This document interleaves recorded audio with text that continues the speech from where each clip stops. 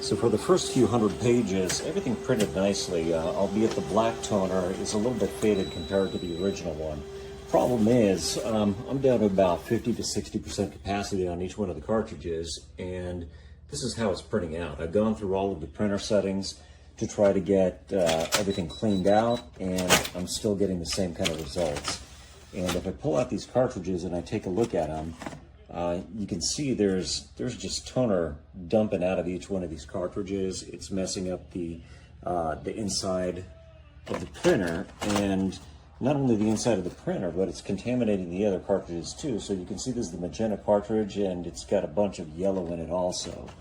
Not a great set of cartridges. These things are just falling apart a few hundred pages into the couple thousand that I should be getting out of it.